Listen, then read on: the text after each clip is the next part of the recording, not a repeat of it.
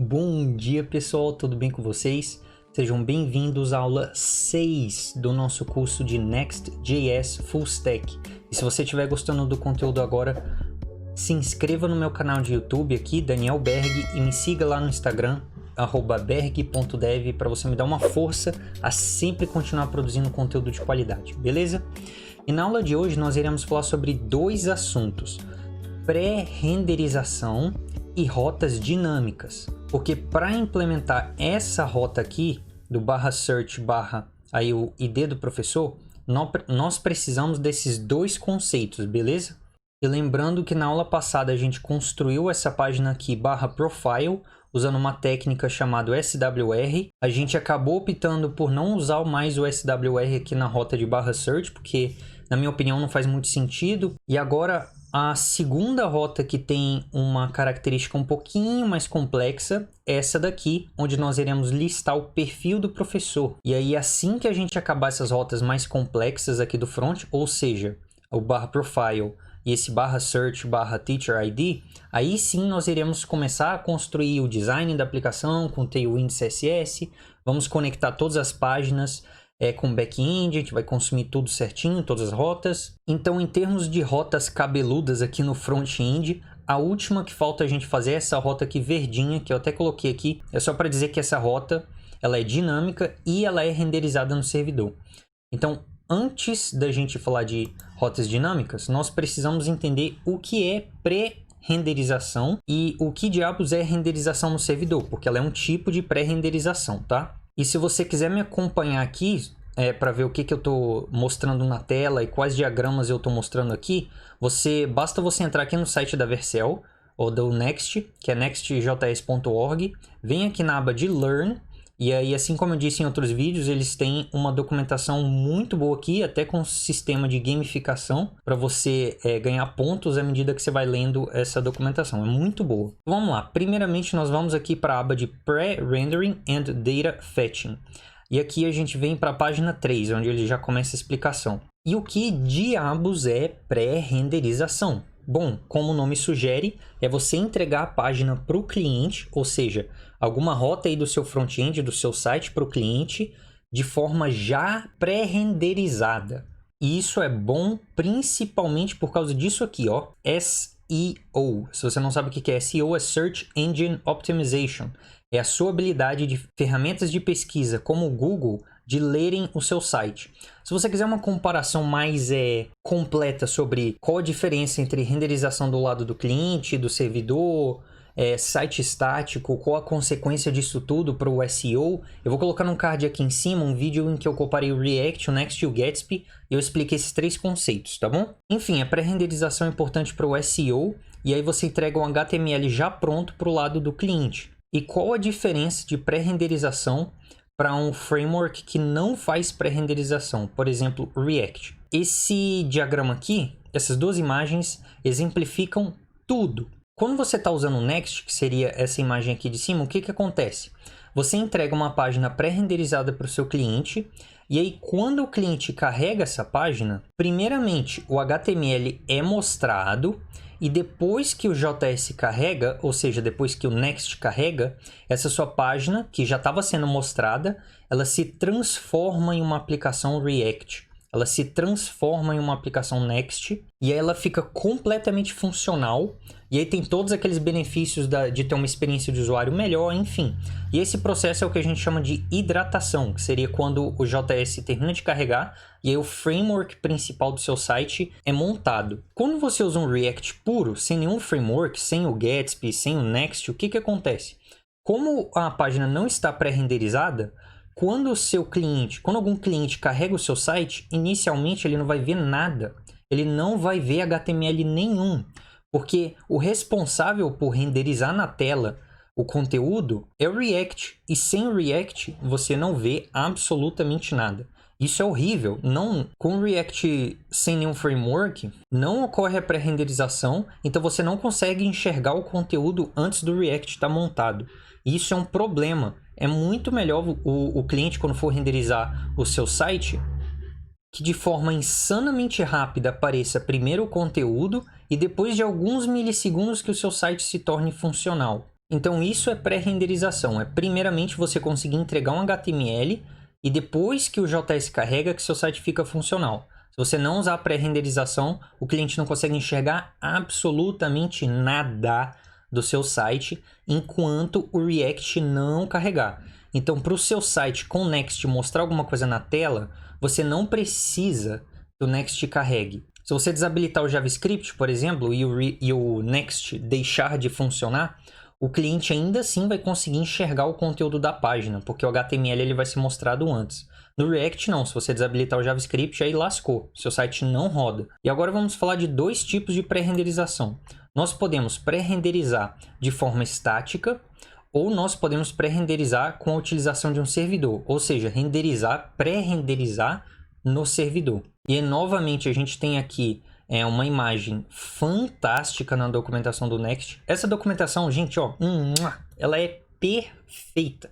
Ela é a melhor documentação que eu já li até hoje, porque além dela te ensinar o framework, olha só, você está aprendendo os 3 tipos de renderização através da documentação, isso é fantástico. Na documentação do React ele não ensina como o React funciona. Na documentação do Gatsby ele ensina mais ou menos como o Gatsby funciona. Na documentação do Next você entende 100% de como o Next funciona. E eu amo isso, eu amo entender o que está acontecendo por baixo dos panos. E eu não entendo o que está acontecendo lendo só a documentação do React. A do Next eu entendo. Enfim, quando você usa uma estratégia de geração de site estático, o HTML do seu site é pré-renderizado em tempo de build. E quando você está usando uma renderização no servidor, o seu HTML é pré-renderizado a partir de cada request. Ou seja, se por exemplo, eu vou pegar meu site de exemplo aqui. No meu site, que ele é ao mesmo tempo aqui meu portfólio pessoal, mostrando que projetos eu já fiz, enfim, e uma plataforma de cursos online para assistir meus cursos do YouTube, aqui no meu site eu consumo a API do YouTube para eu mostrar que cursos eu tenho. Eu consumo a API do YouTube várias vezes. Primeiro, para listar quais cursos eu tenho. E segundo, para renderizar nessa página aqui de cursos, quais aulas eu tenho de cada curso. Então, se essa aba, tecnicamente, ela é dinâmica, eu consumo uma API para chamar ela, como diabos que meu site é estático? Assim como eu expliquei para vocês aqui na documentação, em tempo de build que meu site é renderizado. Então, em tempo de build, ou seja, quando eu venho lá e digito o yarn build lá no meu terminal, que esse meu site vai consumir a API do YouTube. E depois dele consumir a API do YouTube, do meu site estar buildado, ou seja, do meu site já está construído, pré-renderizado, ele não muda. Ele é estático, ok? Inclusive, eu vou mostrar para vocês aqui o log de build do meu site aqui na Vercel. Então, eu entrei aqui na minha conta da Vercel, eu cliquei aqui nesse meu projeto, que é o do meu site, porque eu tenho vários, né? Eu venho aqui em Deployments, eu vou mostrar o último deploy que eu fiz, que está aqui. Olha só, esse daqui é o log do build do meu site, que é um site estático. Olha só. Aqui no servidor da Vercel, eles rodaram o comando de next build. E ele começa a construir as páginas. E olha só, ele monta um mini diagrama aqui mostrando quais as páginas que foram construídas. E ele mostra aqui que quando você tem uma bolinha vazia na página, significa que essa é uma rota que foi automaticamente renderizada como estática. Ou seja, eu não precisei avisar o Next para ela ser estática. Porque aqui na minha página de contato é só um formulário para você me mandar um e-mail. E as minhas redes sociais. É óbvio que essa página é estática. Eu não preciso avisar para o Next que ela é estática. O Next consegue deduzir isso. A minha página de portfólio também é estática, porque eu vou lá e programo na mão quais projetinhos eu fiz. Agora, a minha página de cursos, ela consome uma API. Então, ela é dinâmica. Então, eu precisei explicitamente vir aqui dizer para o Next que essa rota é estática. Eu gostaria de usar a estratégia de geração de site estático. Então, olha só, aqui embaixo ele mostra que quando a gente tem uma bolinha branca, isso daqui é um SSG, ou seja, é uma estratégia de geração de site estático. Eu criei um site estático com HTML, mais um JSON que me foi retornado dessa função. E essa função, getStaticProps, é a função que consome a API do YouTube, tá? Então, quando a gente tem uma bolinha vazia, isso é um site estático, só com HTML. Quando a gente tem uma bolinha em branco aqui, nós temos um site estático com HTML mais um JSON que eu retornei de alguma API. Então aqui a gente consegue ver que o barra cursos, é o barra cursos, barra tutorial, Next.js Full Stack, barra cursos, barra desenvolvimento web moderno, são todas rotas que eu usei o SSG. E aí, como o meu site é estático, olha só, vou mostrar para vocês uma irregularidade que aconteceu aqui pelo fato dele ser estático. Eu tenho aqui o meu curso de tutorial Next.js Full Stack. Neste momento eu estou gravando a aula 6, mas ela ainda não foi lançada, né? A aula 6 não foi lançada. Eu lancei até a aula 5. Então, se a gente vir aqui na minha playlist do YouTube, eu tenho aula 1, 2, 3, 4, 5. Mas se você vir aqui no meu site, eu tenho só até a aula 4, ó. Aula 4, finalizando o back-end. Eu não tenho aula 5, mas é porque eu não dei build de novo. O meu site é estático, ele não muda. Então, para eu consumir novamente a API do YouTube, eu preciso dar um novo build, assim como foi mostrado na documentação do Next. O HTML é gerado em tempo de build e não em tempo de request. Se o meu site fosse renderizado no servidor, toda vez que eu clicasse aqui em cursos, ele ia chamar a API do YouTube. Toda vez que eu clicar aqui no tutorial Next.js, ele também vai chamar a API do YouTube. E aí, todas essas abas que eu acabei de mostrar para vocês, elas seriam renderizadas no servidor, elas não seriam estáticas, mas elas seriam pré-renderizadas. Então o SEO seria bom. A única diferença é que toda vez que eu clicasse nessas abas, eu teria uma informação atualizada. Aí você deve estar pensando, pô Daniel, mas se com renderização no servidor, o seu site estaria atualizado sempre, por que você não usa renderização no servidor? Por que isso daqui é estático? Porque um site estático é muito mais performático do que um site renderizado no servidor. Toda vez que você clicasse no cursos aqui, você teria que esperar a API do YouTube responder. Toda vez que você clicar em curso de terminal Linux, você teria que esperar a API do YouTube responder. Como esse meu site é estático, o carregamento entre todas as páginas é instantâneo, entendeu? Eu consigo clicar em qualquer página e ele automaticamente já me mostra o conteúdo, porque ele já está renderizado de forma estática. Isso daqui, esse HTML já foi gerado para mim em tempo de build. E aí, como é que eu corrijo esse meu problema aqui do meu site estar desatualizado? Bom, é muito simples. Eu venho aqui e faço um build de novo, né? Então, venho aqui, vou clicar em Redeploy. Ele vai perguntar se eu tenho certeza. Eu tenho. Então, vamos clicar em Redeploy. Ok, ele mostra aqui que o novo deploy foi criado. E aqui ele vai gerar o meu site de novo. Ele vai clonar meu repositório, instalar as dependências, vai pré-renderizar todas as páginas e aqui no final depois ele vai mostrar pra gente quando o processo estiver completo. Ok, acabou aqui. Depois de alguns segundos ele mostra aqui no final, build completed, populating build cache. E agora que o build terminou, ele vai começar a popular todos os servidores de cache dele, ou seja, todas as CDNs dele, com a nova versão do meu site, beleza? Mas eu já consigo acessar ele, então vamos clicar em Visit. Vamos aqui em Cursos. Vamos aqui em Aplicação Full Stack com Next. E olha só o que aconteceu. Se você olhar aqui para a direita, eu acabei de perceber que minha cabeça estava tampando aqui os cursos. Então, se você vir aqui para a direita, antigamente, ele só mostrava aqui até o episódio 4, que é esse daqui que vocês estão vendo. Agora, ele mostra até o episódio 5, olha só. Tutorial Next.js Full Stack, episódio 5, consumindo APIs com SWR. Mas isso é porque eu gerei um build novamente. Então, tudo isso que eu estou explicando para vocês era só para vocês entenderem como funciona a geração de site estático. E aí, se eu usasse a renderização no servidor, que é o que eu pretendo fazer com essa tela aqui, do /search /teacher-id, porque eu quero que ela esteja sempre atualizada na hora de ver o perfil do professor, a minha API vai ser consumida toda vez que rolar um request para essa página. Toda vez que alguém chamar o /search aí o ID de um professor, essa página vai consumir a API que eu criei. Então a informação sempre vai estar atualizada, tá bom? E aí vindo aqui para a página 9, que ele mostra o tutorial de como fazer isso no código, tá? A gente vai usar uma função aqui depois chamada getServerSideProps. E já já eu explico. E agora que vocês entenderam qual é o conceito de pré-renderização e qual a diferença entre geração de site estático e renderização do servidor, nós iremos explicar para vocês o que é uma rota dinâmica.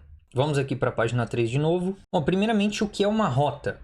Bom, uma rota é um caminho aqui na URL que você acessa em um site, certo? Aqui no caso do Next, por exemplo, eu estou na rota de /learn, /basics, /dynamic routes. Aqui no meu site, eu estou na rota de /cursos, /tutorial Next.js Full Stack. Agora eu estou na rota de /cursos, agora eu estou na rota de /contato. Isso daqui é uma rota. E existem também rotas no back-end, porque essa que eu mostrei para vocês era uma rota no front-end. Essa rota na URL está me retornando uma página. Mas uma rota no back-end, ela não me retorna uma página. Ela me retorna um JSON, mas ela não deixa de ser uma rota, certo? Então aqui, por exemplo, eu tenho a rota, vamos passar o mouse aqui em cima do base URL, eu tenho a rota aqui /api /user /helena@gmail.com. E aí, a partir desse último parâmetro aqui na rota, que eu faço a minha requisição no banco de dados, certo? E o que é uma rota dinâmica? É uma rota que você não necessariamente sabe qual vai ser o nome dela. Então, por exemplo, eu sei que a rota de /cursos vai me retornar isso aqui, mas eu não sei necessariamente quais vão ser as rotas que eu vou ter depois de /cursos. Eu crio dinamicamente as rotas depois de /cursos aqui, a partir das playlists de YouTube que eu tenho. Então, eu crio de forma dinâmica. Eu chego assim e falo, ó, Next, consuma a API do YouTube e gere uma rota para mim a partir de todas as playlists que eu tenho. Então, tem uma playlist de Trello, uma playlist de JavaScript, uma playlist de Linux, uma playlist de Next, uma playlist disso aqui, e eu gero isso de forma dinâmica. Eu não sei, antes de eu gerar essa rota, qual vai ser o nome delas. Eu não vou chegar e manualmente falar, olha, quero uma rota de Trello, uma rota de JavaScript, uma rota de terminal. Não. Eu não quero isso. Eu quero que essa seja uma rota dinâmica e que ela seja criada a partir de uma lógica. Aqui no caso do meu site, ela vai ser criada a partir das playlists que eu tenho no YouTube. Então a rota /cursos /Trello é uma rota dinâmica. A rota /cursos /JavaScript é uma rota dinâmica. Aqui no meu site do projetinho que eu estou fazendo na faculdade, isso daqui é uma rota dinâmica. Isso daqui é o perfil do professor, certo? Aqui na rota de /search, a gente vai digitar o nome da matéria, vai listar os professores, e quando a gente clicar no nome do professor, ele vai mostrar o perfil dele, certo? E essa rota é gerada dinamicamente a partir da resposta que o meu back-end devolver, ok? Então, chega de teoria. Então, vamos lá. Vamos, em primeiro lugar, criar uma rota dinâmica para aquela rota lá de /search o teacher ID. E depois, a gente vai fazer com que ela renderize no servidor. E como é que eu crio uma rota dinâmica aqui no front-end? A gente vai criar uma rota dinâmica do mesmo jeito que a gente criou uma rota dinâmica no back-end. Lembra no episódio passado, que se você não tiver assistido, eu vou colocar algum card aqui em cima, que a gente chegou aqui e falou o seguinte, olha só. Nós temos a rota /api /user e um determinado e-mail, certo? E aí, quando a gente coloca essa sintaxe aqui de chaves, de uma palavra entre chaves, o Next entende que tudo que vier depois do /user vai ser um e-mail e vai ser uma rota dinâmica. Então, para a gente criar uma rota dinâmica no front-end, é do mesmo jeito. Vamos colocar aqui, eu vou, na verdade, criar um folder, que ele vai se chamar Search. E aí eu vou colocar essa página aqui de Search dentro dessa pasta. E eu vou ter que fazer uma alteração. Eu vou ter que vir aqui em Search e trocar o nome dele para Index. Por quê? Se eu quiser acessar uma rota que se chama /search, eu tenho duas opções aqui no front-end. Eu posso colocar ele dentro da pasta Pages com o nome search.tsx, ou eu posso colocar ele dentro de uma pasta chamada Search, e aí com o nome index.tsx. Então ele continua sendo acessado através do /search. E aqui dentro do /search eu vou criar um novo arquivo chamado, o certo seria id.tsx, certo? Para ir ser /search /id do professor, mas o MongoDB ele não retorna um id para a gente, ele retorna um underline id. Então a gente tem que colocar aqui entre chaves esse underline id, tá bom? Mas antes vamos só consertar umas importações que a gente tinha aqui. Agora a gente tem que voltar mais uma pasta, né? Vamos ver se ele corrigiu. Corrigiu.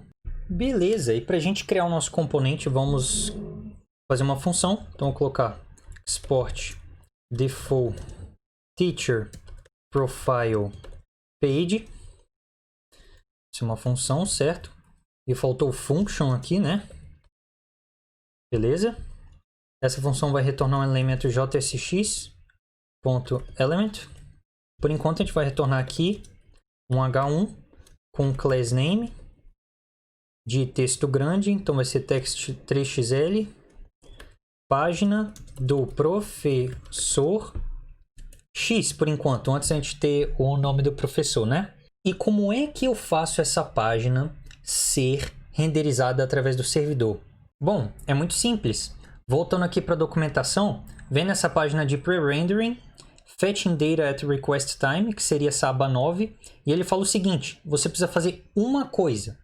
Você precisa acabar exportando no final da sua função uma outra função chamada getServerSideProps, e aparentemente ela é assíncrona, então vamos lá. Então vamos criar ela aqui. Export const getServerSideProps é igual a, e aqui eu vou definir ela como uma arrow function. E eu vou importar um tipo aqui do Next que se chama getServerSideProps, para a gente tipar essa nossa função.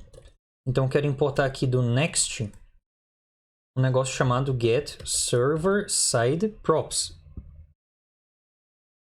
Ok?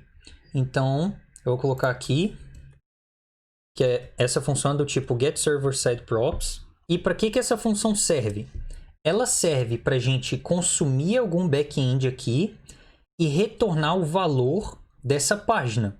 Então, nós estamos na página /search/ o ID do professor.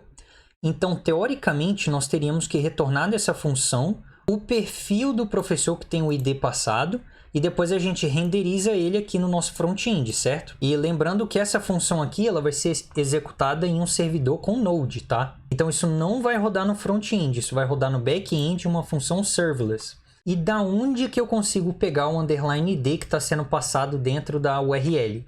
Bom, essa função ela recebe um contexto, então a gente pode colocar aqui como parâmetro dessa função context, que também tem um tipo para ele aqui do Next, que se chama getServerSideProps context. Então eu vou colocar aqui getServerSideProps context. E o que tem dentro desse context? Vamos ver. Vou colocar aqui um context, ponto. Tem um negócio mágico chamado query. Do mesmo jeito que tinha no nosso back-end, tem aqui no nosso front-end, nessa função. Nesse context.query, a gente consegue pegar aqui o ponto underline id, certo? E eu vou salvar isso numa variável. Eu vou chamar aqui de const underline id é igual a isso daqui. Só que esse context ele pode me retornar uma string ou uma array de strings. E como eu sei que o id, o underline id é só uma string, eu vou fazer um typecasting aqui. Então eu vou colocar que isso é só uma string, tá? Vamos salvar, aí aqui a gente consegue ver que agora ele é só uma string. E a gente precisa consumir o nosso back-end para retornar o perfil do professor, certo? Então precisamos importar o Axios. Vamos lá, import Axios from Axios. E agora a gente vem aqui, faz uma request para o Axios. Eu vou chamar a resposta de response. Vai ser igual a await. E eu esqueci de falar que essa função é assíncrona, né? Então, vou botar um async aqui. Await axios.get. E eu vou fazer aqui um request para o local, http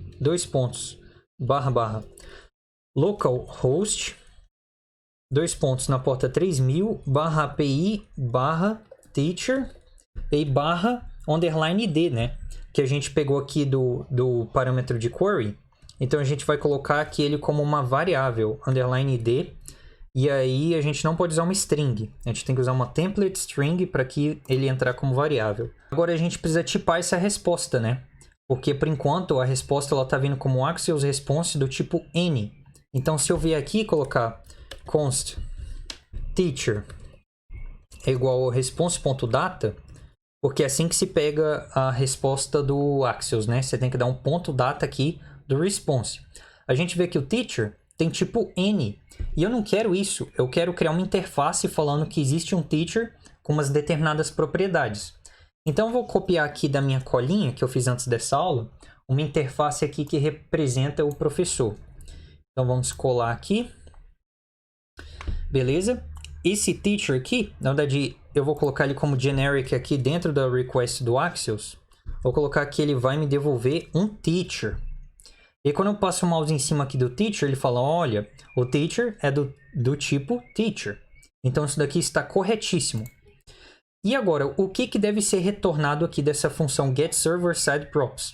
Vamos voltar para a documentação. Aparentemente, nós temos que retornar aqui um objeto. Então, eu já vou colocar lá. Vamos dar aqui um return no objeto. Esse objeto aqui, ele tem um campo chamado props, que é outro objeto. Então, vamos colocar aqui props. E esse outro objeto vai ser o meu teacher. Porque aí dentro do props nós teremos todas as variáveis do teacher, que são ID, name, e-mail, telefone, teacher, coins. Beleza, e agora que eu coloquei essa função, como que o meu front-end vai pegar essa informação? A gente pode pegar através de props. Então eu posso colocar aqui props, que é do tipo teacher. E aqui, ao invés de eu colocar a página do professor X, eu posso colocar a página do professor. E aqui eu poderia pegar props, ponto, e aí todas as propriedades do professor, né? Mas eu acho um jeito muito mais clean, ao invés de eu pegar o props aqui, eu fazer uma desestruturação. Então aqui dentro do nosso props, ao invés de eu pegar o props, eu vou fazer uma desestruturação e pegar aqui o name, e-mail e o underline ID. Então aqui no caso eu vou colocar a página do professor, aí name. Vou copiar isso aqui para colocar em outra linha. Colocar entre parênteses, né? Porque agora a gente vai retornar mais de um elemento. E se você já tem uma experiência prévia com React, você sabe que você não pode retornar mais de um elemento, né? Você tem que retornar só um. Então, vou colocar aqui um React Fragment, que é isso daqui. Então, agora eu vou colocar o e-mail. E-mail dele vai ser aqui. E-mail, que a gente desestruturou das props. E agora falta só o ID. Então, vou colocar aqui, underline ID. E aqui eu vou colocar como text 2xl, certo? E como é que eu posso testar isso aqui que eu acabei de programar? A gente vem aqui, abre o nosso terminal, inicia o yarn dev, e a gente abre o servidor aqui no navegador. Beleza, carregou. Se a gente entrar aqui na aba de Search, vai aparecer aquela página que a gente programou na aula passada, certo? E se eu colocar aqui /search e o ID de um professor, e aqui já está no meu histórico porque eu já pesquisei antes dessa aula para ver se eu não ia falar besteira. Então vamos clicar aqui. Se eu clicar aqui, era para essa página ser pré-renderizada no servidor e trazer aquelas informações para a gente. Vamos ver se deu bom. Deu bom! E eu errei aqui, na verdade não é e-mail, aqui embaixo eu tenho que colocar aqui é o ID do professor, né? Então eu vou colocar aqui ID. Vamos salvar. Funcionou. Página do professor Daniel Berghaus, e-mail berghaus.daniel, ID aqui. Se eu pegar um outro ID de outro professor, vamos vir aqui no MongoDB, eu vou pegar o e-mail do José aqui. Então vamos clicar para editar, vou roubar esse ID do José, ok? Vamos colocar aqui na URL, dá um Ctrl V, dá um Enter. Página do professor José. E ele colocou o nome dele com letra minúscula, né? Então aparece aqui com letra minúscula. Aqui o e-mail dele, tá certo? E aqui o ID. Então nós renderizamos essa página no servidor. E uma pequena curiosidade, olha só. Se eu voltar para a página de Search, vocês podem reparar bem aqui do meu lado, ó, aqui embaixo, ó, tem... Não, tá errado. Aqui, isso. Bem aqui, ó. Estão vendo? Esse raiozinho aqui no final da tela. Aqui embaixo de mim. Ah, não dá para ler, eu tô bem em cima. Aqui tá escrito, se você passar o mouse em cima, tá escrito Pre-rendered page. Ou seja, essa página aqui foi pré-renderizada. E esse raiozinho, ele só aparece quando essa página é estática. Então aqui, a página de search é estática. A minha home também tem um raiozinho, ela também é estática.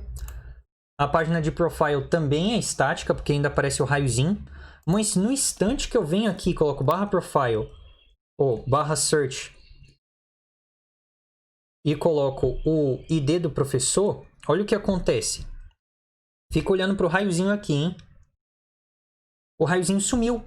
Mas é porque a gente não está mais renderizando de forma estática essa página. Isso daqui está renderizado no servidor. E aí, só para provar para vocês que essa página é sim pré-renderizada e ela tem um bom SEO, se você apertar Ctrl U no Google Chrome, ele te mostra os dados que estão sendo renderizados na página. E aqui dá para ver que nós temos um H1 falando página do professor, Nós temos um outro H1 falando o ID do professor. Então, e esse código que vocês estão vendo é o código que o navegador de vocês recebe. Se essa fosse uma página feita em React, essa página estaria em branco. Você não veria código nenhum. Você veria uma div com ID de root. Aqui você consegue ver literalmente o conteúdo, ou seja, o seu navegador já recebe a página renderizada. Então, isso daqui é fantástico. Mas saiba que essa renderização aqui, através de um servidor, ela é um pouco mais lenta do que uma página estática, tá? Mas isso daqui é uma preferência de projeto que eu tive e eu quero que essa página seja renderizada no servidor para toda vez que alguém acessar o perfil de um professor, ele vê o perfil atualizado, tá? Então isso daqui é uma preferência minha. E agora, só para finalizar essa aula, eu vou conectar essa página de search com a página de search e o perfil do professor, tá? Então, por enquanto, a gente estava aqui com um botão de pesquisar e eu estava mostrando a resposta aqui no console.log. Então, se eu colocar aqui, por exemplo, eu quero pesquisar a matéria projeto, eu vou pesquisar aqui e eu estou mostrando a resposta aqui. Então, tá aqui, olha só. O data dele está mostrando 6 matérias, ou 6 professores, na verdade. Então, eu tenho que renderizar isso na tela, né? Para depois a gente ir para a página do professor. Então, vamos voltar aqui.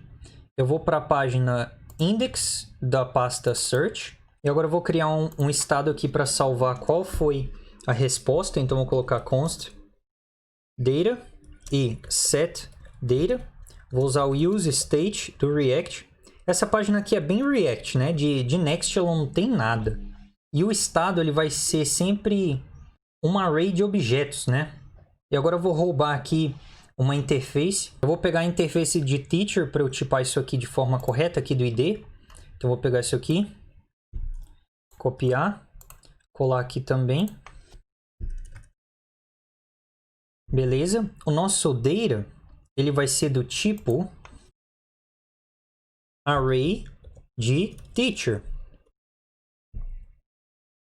Ele vai começar como uma array vazia. Então agora nós iremos colocar uma outra renderização condicional aqui, que é o seguinte. Aqui embaixo do botão de pesquisar, eu vou colocar uma outra renderização condicional. Então vou checar aqui se o data.length for diferente de 0, ou seja, se tiver alguma informação aqui dentro do data, eu quero fazer aqui um data.map. Dentro desse map, eu vou receber um teacher. E aí eu quero retornar um elemento aqui. Eu quero retornar vários H1s, onde o valor dele vai ser teacher.name. E aí, como a gente está iterando aqui, fazendo ponto map no React, a gente tem que colocar uma chave aqui nesse H1. Então vai ser key, vai ser igual a teacher.id, certo? Porque isso daqui é um identificador único. Eu vou colocar um class name aqui para ficar maior. Então, vou colocar class name, vai ser igual a text. Eu vou colocar 2xl. Mas isso daqui não vai funcionar ainda, porque eu tenho que tirar o console.log daqui, né? Quando eu pesquiso aqui o professor, eu estou dando um console log na resposta. Mas eu não quero fazer isso. Eu quero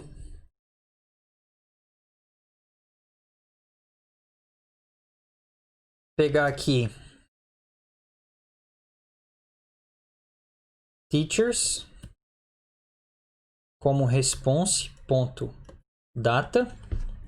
E eu vou falar que esse teachers aqui é do tipo teacher array. E agora eu vou dar um set data para esse teachers no plural, certo?